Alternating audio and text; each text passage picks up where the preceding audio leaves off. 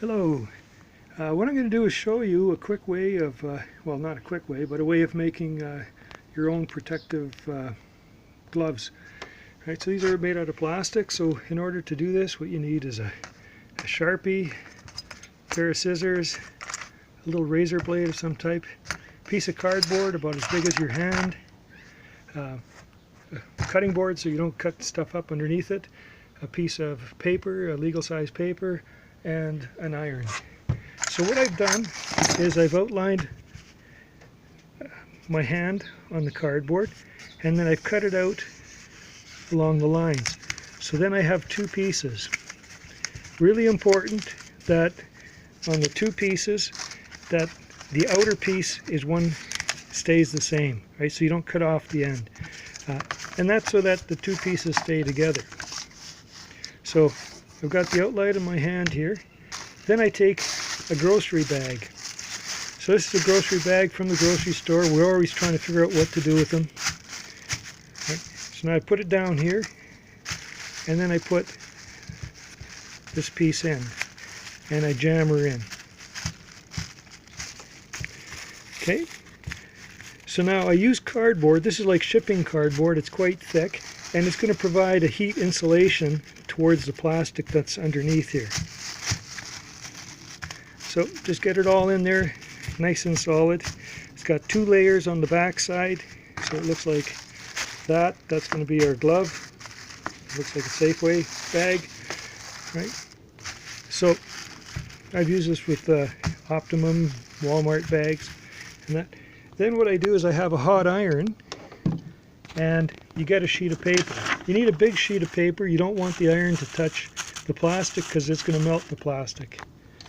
And then you just move along like this on the edges. Move quickly depending on how hot your iron is. My iron is set for the maximum here. This is just a little travel iron, and that. And then you go, keep moving all around the edge and melting all around the edge like this. Right? And once you're done, don't melt this end here because that's where your hand's going. Once you're done, what you can do is cut out around like this. You can't go too deep in here because you need that plastic melted around like this.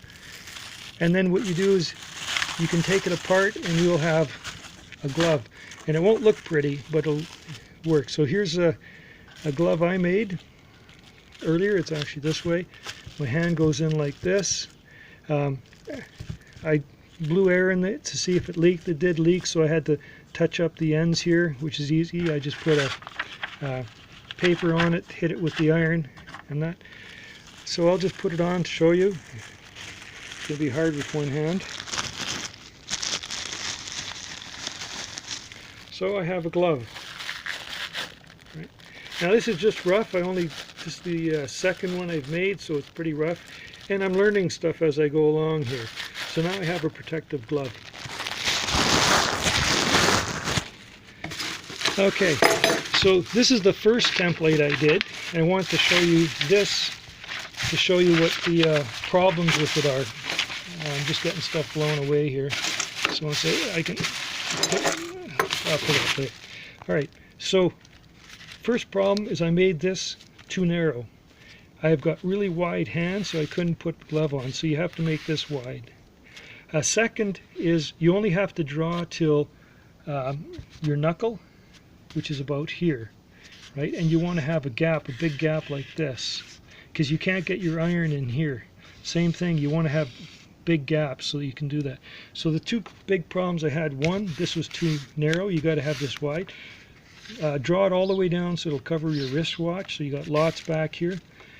Make lots of gaps in here and in here and here so you can get your iron in.